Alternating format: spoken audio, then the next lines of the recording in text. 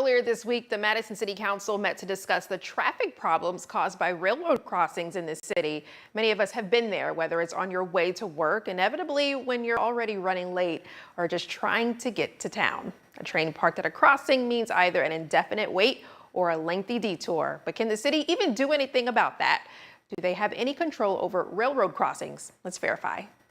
We all know that feeling when you hear the train horn and you know what's coming. A long wait at a railroad crossing or a detour around the tracks if you're impatient.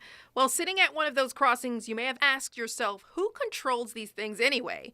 Can cities stop trains from stopping at crossings? We verify. Our sources are the Federal Railroad Administration, the City of Madison's Code of Ordinances, and the Interstate Commerce Commission Termination Act. First, who even owns the railroad? In Madison, Norfolk Southern owns the railroad, including the bridges, signals, and other infrastructure. But why do their trains park at railroad crossings at all? Common reasons include crew changes, waiting for track clearance, and mechanical issues. Sometimes the size of the train means it just won't fit in sidings or yards. The FRA is an agency within the U.S. Department of Transportation responsible for ensuring safety in railroad operations and promoting railroad infrastructure development. But the FRA has set no general time limit for how long a train can block a crossing. There is no federal law that puts a limit on how long a train can block a crossing either.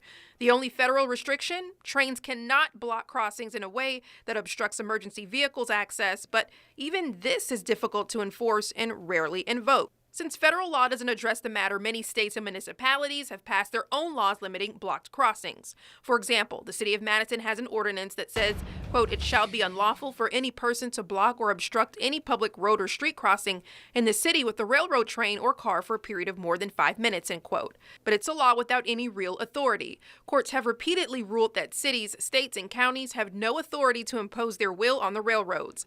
Legal challenges focus on three main reasons. Railroads argue that federal law takes the lead in governing interstate commerce. Courts have generally sided with railroads, finding that such local regulations interfere with federally regulated railroad operations. And the Interstate Commerce Commission Termination Act gives railroads broad protections from local regulation. According to this law, states and cities generally cannot regulate railroad operations, even when those operations affect local communities like Madison. So we can verify that no, local municipalities cannot prevent trains from stopping at railroad crossings. And if you have something you want us to verify, text us at 256-382-2692.